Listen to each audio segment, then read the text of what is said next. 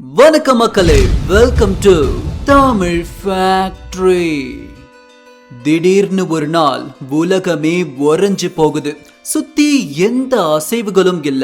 என்ன நடக்குதுன்னு மேல நிமிர்ந்து பார்த்தா வழக்கமா பார்க்கிற அந்த நீல நிற வானம் அங்க இல்ல. அது அப்படியே ஒரு துணியை கிழிக்கிற மாதிரி இரண்டா பிளக்குது. நடக்கிற மர்மங்களை புரிஞ்சுக்கிறதுக்கு முன்னாடியே மேகங்களுக்கு நடுவுல இருந்து ஒரு பெரும் வெளிச்சம்.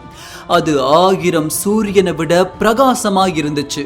அந்த பிரகாசமான ஒளியில ஒரு அற்புதமான தோற்றம். வெளிச்சம் கொஞ்சம் விலகும் போது அந்த தோற்றத்தின் உண்மை உருவம் தெரிய ஆரம்பிச்சது. அது ஒரு மறுபிறப்பு. சர்வலோகத்தின் அனைத்து வல்லமைகளையும் உள்ளடக்கிய ஒருவரின் இரண்டாம் வருகை. உலகமே இந்த ஒரு தருணத்துக்காக தான் இவ்வளவு நாட்கள் காத்திருந்துச்சு. கடந்த காலத்தில் என்றோ ஒரு நாள் கொடுக்கப்பட்ட வாக்கு இன்று உறுதியாக்கப்பட்டது. வெளிச்சத்திலிருந்து கீழே இறங்கி பூமியில் தன் புனித பாதங்களை பதித்தது அந்த உருவம். அது தேவனின் மகனான இயேசு கிறிஸ்துவின் உன்னத ரூபம். ஆனால் இந்த முறை ஒரு கன்னத்திற்கு மறு கன்னம் காட்டும் சாந்த ரூபம் இல்லையது. நீதியை நிலைநாட்ட அழிக்கும் கரங்களோடு வரும் ஆவேச ரூபம்தான் அது. யாரும் எதிர்பார்க்காத இந்த நொடி நம்ம கேலண்டர்ல என்னைக்கு வரும்னு தெரியாத அந்த தேதி. அதுதான் இயேசுவின் இரண்டாம் வருகையின் மாபெரும் ரகசியம். சிலுவையில் அறையப்பட்டப்போ எல்லோரும் இயேசு கிறிஸ்து இறக்க போறாருன்னு அழுதுகிட்டு இருக்கும் போது இயேசு ஒரு மர்ம புன்னகையை சிந்திட்டு எதிர்காலத்துடைய சில ரகசியங்களை தன் சீடர்களுக்கு சொன்னாரு. அதன்படி மீண்டும் இயேசு கிறிஸ்து ஒரு நாள் பிறந்து வருவாரு. அப்படி வரும் சமயத்துல இந்த உலகத்துல எண்ணற்ற பயங்கரங்கள் நடக்கும். அப்படிப்பட்ட பயங்கரங்களுக்கான அறிகுறிகள் என்ன? இயேசு மீண்டும் எப்ப திரும்ப வருவார்? பைபிள் கூறும் அந்த மர்மங்களை தேடி பயணிக்கும் இந்த பதிவு. அதனால எப்பவும் போல இந்த பதிவை அமர உட்காந்து முழுசா பாருங்க. இது தமிழ் ஃபேக்டரியின் மிஸ்டீரியஸ் ஹிஸ்டரிஸ் உங்கள் வழியில்.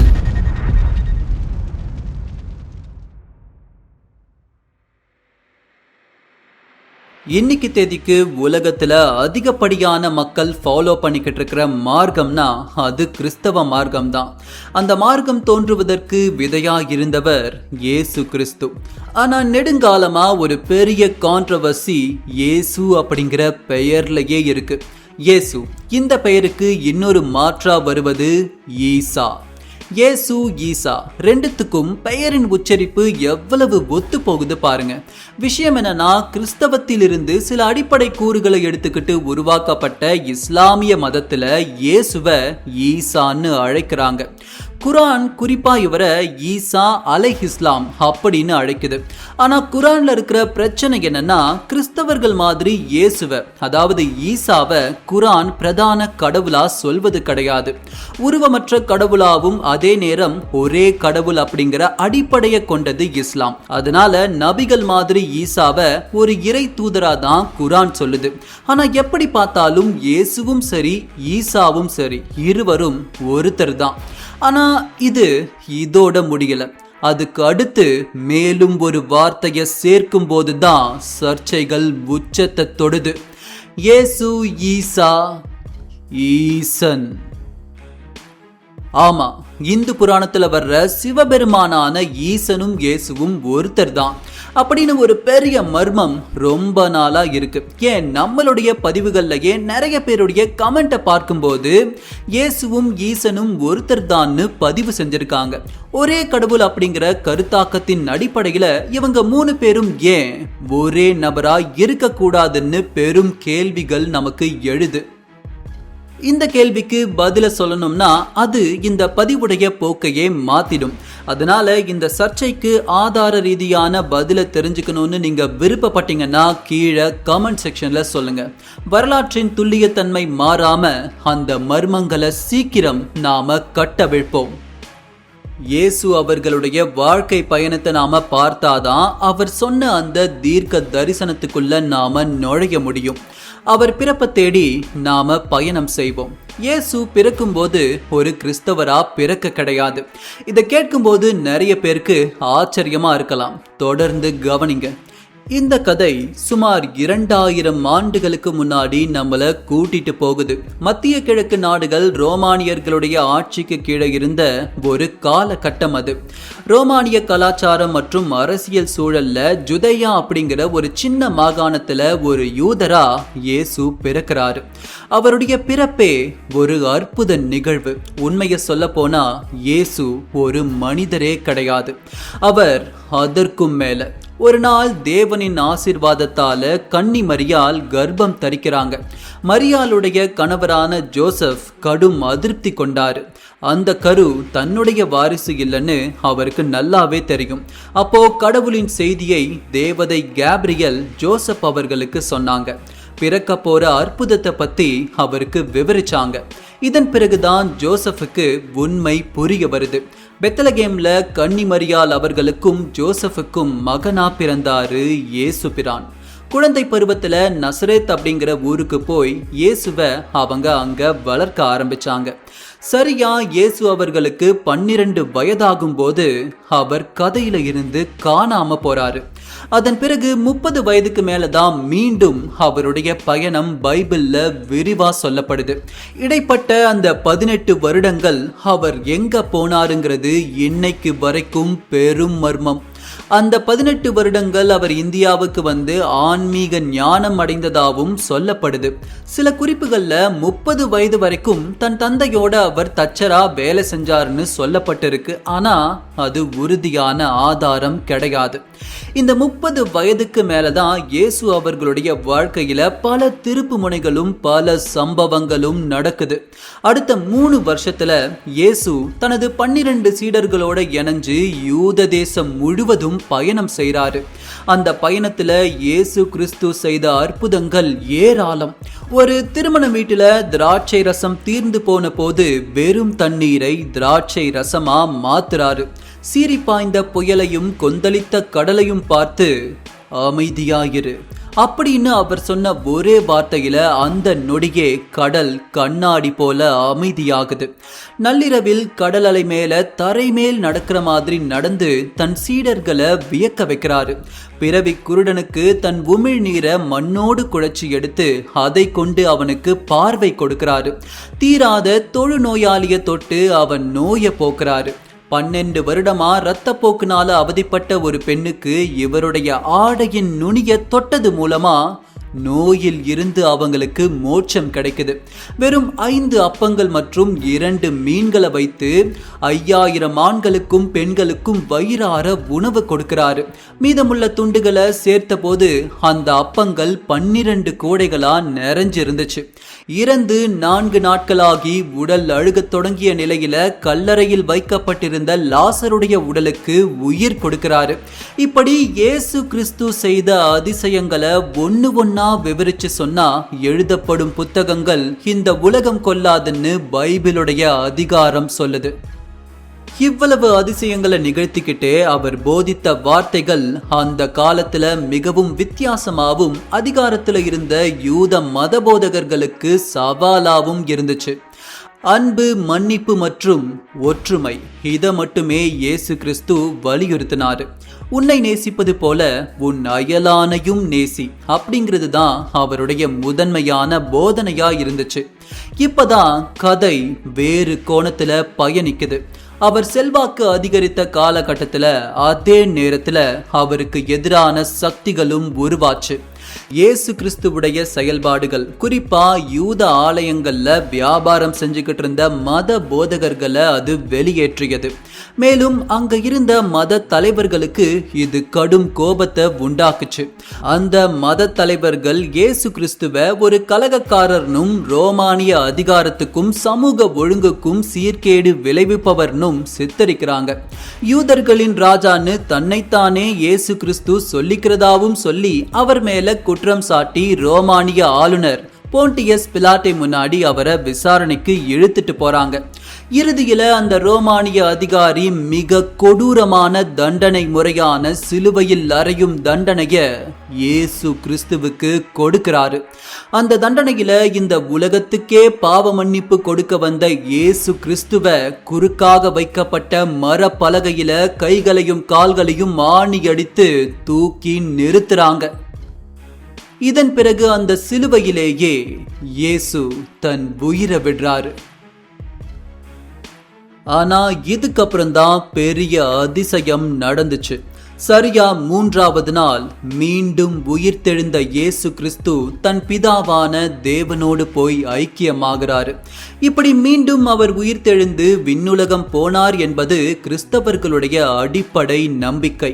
இயேசு மறைந்த பிறகு கிறிஸ்தவம் ஒரு சிறிய யூத பிரிவா மட்டும்தான் இருந்துச்சு. ஆனா பால் அப்படிங்கிற யூதருடைய வருகை இந்த மதத்தின் போக்கையே மாற்றி அமைத்தது. ஆரம்பத்துல கிறிஸ்தவர்களை எதிர்த்த பால் பிற்காலத்துல இயேசுவை ஏத்துக்கிட்டு ஐரோப்பா மற்றும் நிறைய ஆசிய பகுதிகளில் எக்கச்சக்கமான திருச்சபைகளை உருவாக்குறாரு. யூதர்களாயிருந்த நிறைய மக்களை இவர் கிறிஸ்தவ மதத்துல சேர்த்தது அவருடைய மிகப்பெரிய சாதனையா கருதப்படுது. இதுவே கிறிஸ்தவம் ஒரு உலகளாவிய மதமா மாறுவதற்கு அடித்தளமாக அமைந்தது. இந்த காலகட்டத்துல தான் பழைய ஏற்பாடுன்னும் புதிய ஏற்பாடுன்னும் 2 பைபிள் உருவாச்சு. பழைய ஏற்பாடு யூதர்களின் வரலாற்றையும், புதிய ஏற்பாடு இயேசுவின் வாழ்வையும் அவரது சீடர்களின் செயல்பாடுகளையும் விளக்குச்சு.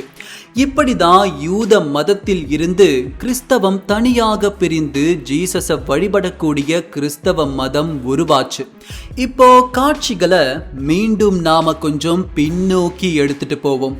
இயேசு கிறிஸ்து சிலுவையில அறையப்பட்டு இருந்த போது அவருடைய ஆதரவாளர்களும் சீடர்களும் கண்ணீர் விட்டு கதறி அழுதுகிட்டு இருந்தாங்க.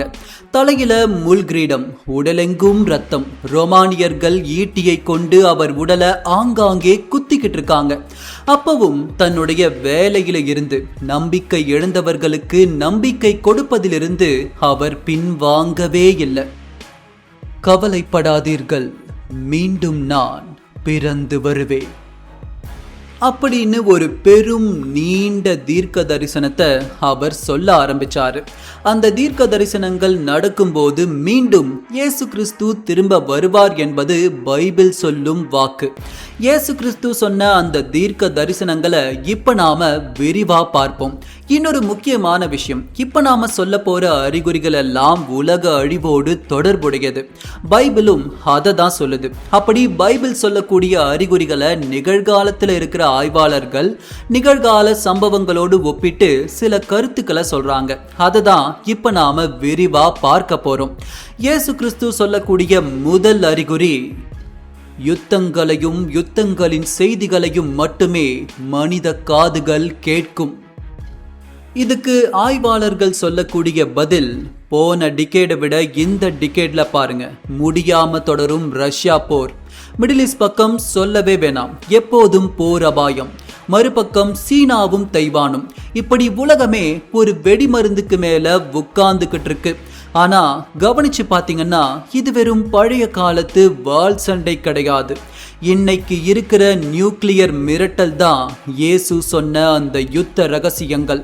ஒரு பட்டனை அமுக்குனா உலகமே சாம்பலாயிடுங்கிற அந்த பயம் இருக்கே, அதுதான் இந்த கடைசி காலத்துடைய முதல் அபாயமணி அப்படின்னு பைபிள் ஆய்வாளர்கள் உறுதியா சொல்றாங்க. இரண்டாவது அறிகுறியா இயேசு கிறிஸ்து சொல்ல வருவது, பல இடங்களில் பஞ்சமும் கொள்ளை நோய்களும் உண்டாகும். இதுக்கு ஸ்காலர்ஸ் முன்னெடுத்து வைக்கிற அனுமானங்கள், சுத்தி பாருங்க, உலகத்துல சாப்பாடு பத்தல. இன்னைக்கு டெக்னாலஜி எவ்வளவோ வளர்ந்துடுச்சு, ஆனா ஆப்பிரிக்கா, சொமாலியா மாதிரியான நாடுகள்ல சாப்பாடுக்கே வழி இல்லாம லட்சக்கணக்கான மக்கள் செத்துக்கிட்டு இருக்காங்க. எதிர்காலத்துல கொரோனாவை விட பன்மடங்கு வீரியமான ஒரு உயிர்கொல்லி நோய் வரப்போகுது. இயற்கை தன்னுடைய அழிவை நோக்கி நகருது. ஜீசஸுடைய வாக்கு கண்டிப்பா நடக்க போகுதுங்கிறது அவருடைய ஃபாலோவர்ஸுடைய அழிக்க முடியாத நம்பிக்கையா இருக்கு. இதை தொடர்ந்து ஜீசஸ் சொல்லக்கூடிய மூன்றாவது தீர்க்க தரிசனம் தான், சூரியன் இருண்டு போகும், சந்திரன் ஒளியை தராது, வானத்து சக்திகள் அசைக்கப்படும். இதுக்கு ஸ்காலர்ஸ் எடுத்து வைக்கிற வாதங்கள்ல முதல்ல இருக்கிறது கிளைமேட் சேஞ்ச். வெயில் அடிக்க வேண்டிய இடங்கள்ல மழையும், மழை பெய்ய வேண்டிய இடங்கள் இப்போ பாலைவனங்களாவும் மாற ஆரம்பிச்சிருக்கு. சவுதியில ஏற்பட்ட பனி புயலே இதுக்கு ஆதாரம். இதை தாண்டி நம்ம கண்களுக்கு தெரியாத தூரத்துல இருக்கிற விண்வெளியில ஏகப்பட்ட மாற்றங்கள் ஏற்பட்டுக்கிட்டு இருக்கு. சூரியனுடைய வெப்ப கதிர்களுடைய அளவு குறையுது. யாருமே எதிர்பார்க்காத வினோத விண்கற்கள் சூரிய குடும்பத்துக்குள்ள நுழையுது. வானமே ஒரு போர்க்களமா மாறிக்கிட்டு இருக்கிறது. உங்களுக்கு தெரியலையா? அறிவியல் இதையெல்லாம் இயற்கையின் மாற்றம்னு சொல்லும். ஆனா இதுக்கு பின்னாடி ஜீசஸ் சொல்லக்கூடிய அந்த வார்த்தையின் ரகசியங்கள் தான் இருக்குன்னு பைபிளை ஆராய்ச்சி பண்றவங்க சொல்றாங்க. தன் கடைசி நேரத்திலையும் இயேசு கிறிஸ்து சொன்ன 4வது அறிகுறிதான் பொய் தீர்க்கதரிசிகள்.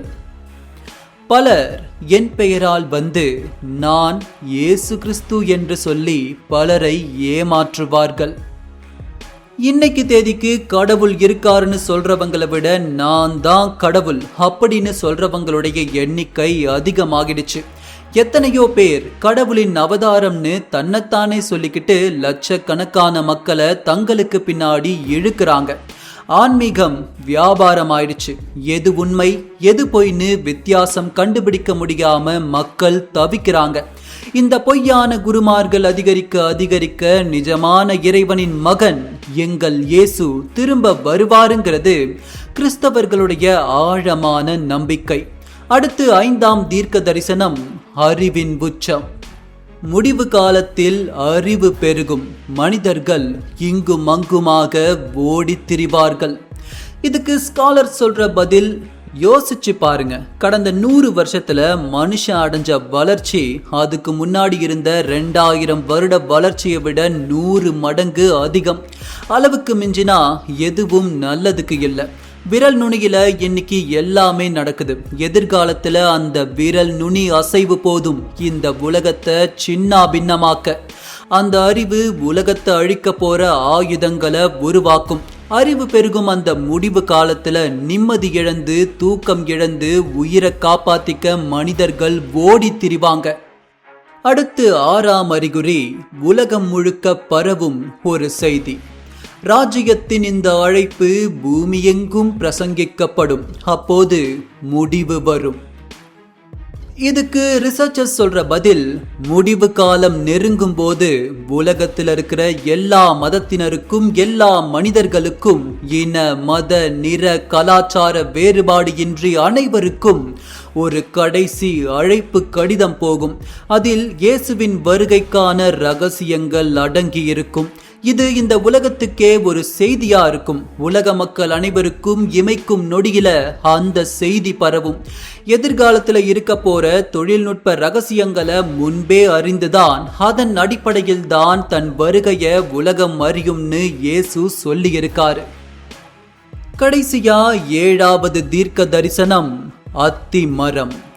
அத்திமரம் துளிர்க்கும் போது வசந்த காலம் வந்துவிட்டது என்று அறிந்து கொள்ளுங்கள். பைபிள்ல அத்திமரம்னு சொல்றது இஸ்ரேல் நாட்டதான்னு ஸ்காலர்ஸ் உறுதியா சொல்றாங்க. 2000 ஆண்டுகளா பிரிஞ்சிருக்கிற யூத மக்கள் திரும்பவும் ஒருங்கிணைந்து ஒரு நாட்டை உருவாக்குவாங்க. இது உலக வரலாற்றிலேயே ஒரு மிகப்பெரிய அதிசயமான விஷயமா பார்க்கப்படும். ஒரு நாடே அழிந்து போய் இத்தனை வருடங்கள் கழித்து திரும்பவும் ஒன்று சேர்வது சாத்தியமே இல்லாத விஷயம். ஆனா அது சாத்தியப்படும் போது அவர் வருவாரு. இந்த பிரபஞ்சமே ஆச்சரியம் கொள்ளும் அளவிற்கு பெரும் அதிசயத்தை உருவாக்கி மேகங்களை கிழித்து கொண்டு வானில் இருந்து கீழே இயேசு கிறிஸ்து இறங்கி வருவார் என்பது பைபிளின் ஆழமான கருத்து. ஆனா இதோட தீர்க்க தரிசனம் முடியல. இயேசு கிறிஸ்து வந்த பிறகு பல விஷயங்கள் நடக்கும். முக்கியமா அந்த அந்தி கிறிஸ்து, அதாவது தன்னைத்தானே கடவுளா சொல்லிக்கிட்டு பூமியையே ஆட்டி படைக்கும் ஒரு ஆன்டி கிறிஸ்ட். இவனை பத்தி பைபிள்ல என்ன சொல்லி இருக்குன்னா, இவன் உலகமே ஒரு பெரிய குழப்பத்தில் இருக்கிறப்போ எல்லா பிரச்சனைகளையும் தீர்க்க போற ஒரு தீர்க்க தரிசி மாதிரி வருவான். உலக நாடுகள் எல்லாத்தையும் ஒன்னா சேர்த்து ஒன் வேர்ல்டு கவர்மெண்ட் அப்படின்னு உலகத்துக்கே ஒரு அரசாங்கத்தை உருவாக்குவான். ஆரம்பத்துல ஒரு சமாதான விரும்பியா தன்னை காமிச்சுக்கிற இவன் போக போக கொஞ்ச நாள்லயே தன்னை தான் எல்லோரும் கடவுளாய் வழிபடணும்னு நிர்பந்தம் செய்வான். இங்க பெரும் ஆச்சரியம் என்னன்னா, இப்படி ஒரு தீய சக்தி உலகத்துடைய முடிவுல கடும் பலம் கொண்டு எழுங்கிறத இந்து புராணத்திலையும் சொல்லப்பட்டிருக்கு. இந்து புராணத்துல கல்கி அவதாரத்தை எதிர்த்து உலகத்தையே ஆட்டி படைக்கக்கூடிய ஒரு தீய சக்தியா இருக்கிறவன் தான் கலி.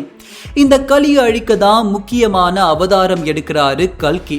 இஸ்லாமிய பார்வையில அந்த தீய சக்திய தஜ்ஜால் அப்படின்னு அழைக்கிறாங்க. தஜ்ஜால் அப்படின்னா ஏமாற்றுக்காரன்னு அர்த்தம். இவனுக்கு ஒரு கண் இருக்காது, நெத்தியில காஃபிர் அதாவது இறை மறுபாலன்னு எழுதி இருக்கும். இதுதான் இவனுடைய அடையாளம்.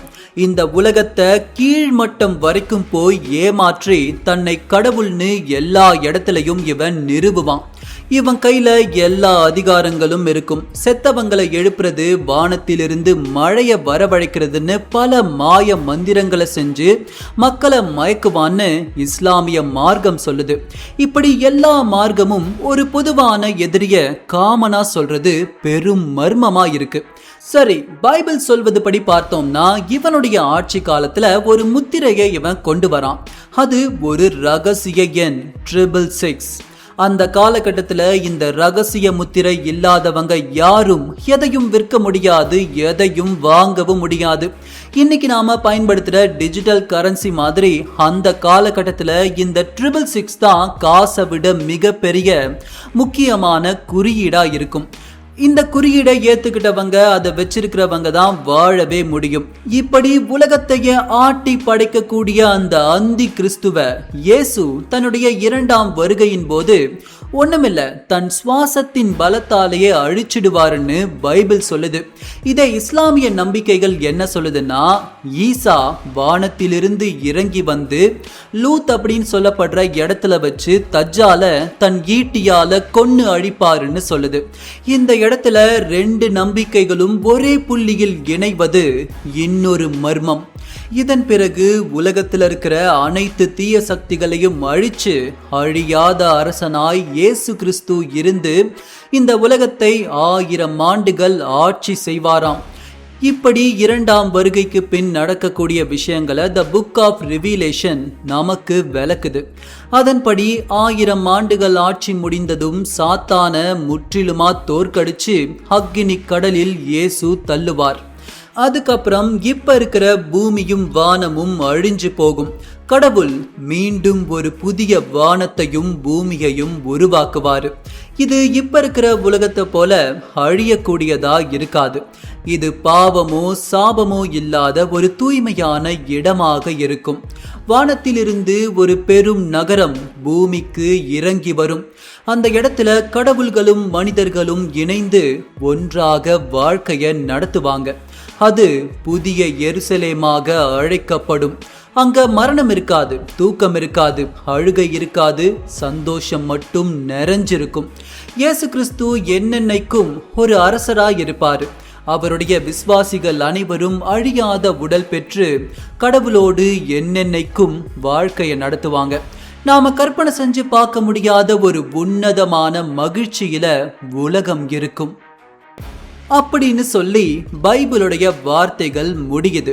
உலகளாவிய கிறிஸ்தவர்கள் இன்னைக்கு வரைக்கும் இயேசு கிறிஸ்துவுடைய அந்த 2ஆம் வருகைக்காக காத்திருக்காங்க. இவ்வளவு நேரம் நாம பார்த்ததுதான் ஜீசஸ் அவர்களுடைய 2ஆம் வருகையும் அதன் பின்னிருக்கும் ரகசியங்களும். இந்த பதிவை ஒரு மதம் சார்ந்தோ ஒரு மார்க்கம் சார்ந்தோ நாம பார்க்க வேண்டாம். இத ஒரு இறை தூதரின் எதிர்கால தீர்க்க தரிசனமா மட்டும் நாம கருத்தில் கொள்ள வேண்டும். இந்த பதிவை பத்தின உங்களுடைய கருத்துக்களை கீழே கமெண்ட் செக்ஷன்ல சொல்லுங்க. இதுபோல் பார்க்க வேண்டிய மர்மங்கள் பல ஆயிரம். உங்களுடைய ஆதரவு எங்களுக்கு உற்சாகம் தரும். தாமதம் வேண்டாம், இப்போதே இணைந்திடுங்கள். தமிழ் ஃபேக்டரியுடன் விரைவில் சந்திக்கிறேன். நன்றி.